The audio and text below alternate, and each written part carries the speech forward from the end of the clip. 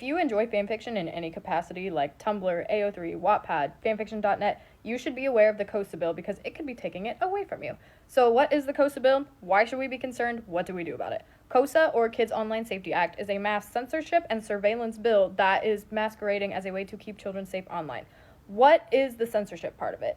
The government wants to basically enact this in a way to create a list and say, these are the things that we deem unsafe for children. And we have to remember, the current administration is not safe for children. The people in it and the people they associate with are predators. Anyways, so they come up with their list and they can go through the internet to whatever sites they want and they say, this right here on your website, not safe for children. Take it down or else you might just be taken off the internet. And if we relate it back to fandom, a website like AO3, a topic that would be targeted by this administration would be LGBT stories.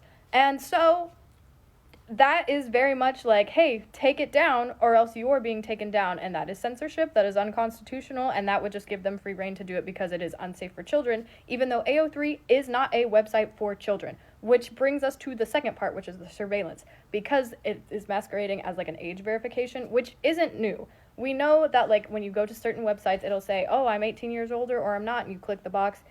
It's like, it's just you're saying I am of age to be on this website. But what they want to change it to be is to have your ID, your identification, to upload it to these websites, to these third-party websites, and whatever like government entity now has your full government ID, your identification, all of that, and they can track you all across the internet, which I don't know if you agree with this, but I am not a fan of.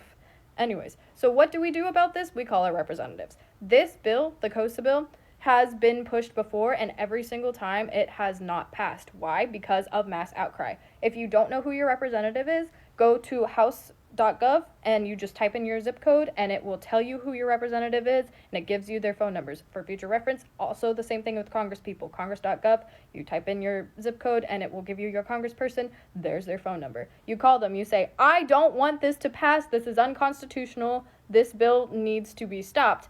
If you do not feel confident about talking to them, if you go to Omar's Big Sisters page, they have a script that they've typed out for what to say to your representatives. Go through, read it. Now you call your representative. You feel confident in what you're going to say. It aligns with your values, and you just say, stop this bill. And if we have enough public outcry, it will not be passed. That is how things have been stopped in the past. That is how this will be stopped again. Obviously, this is much bigger than fan fiction. This is just how I get people's attention because nobody listens when I talk about KOSA.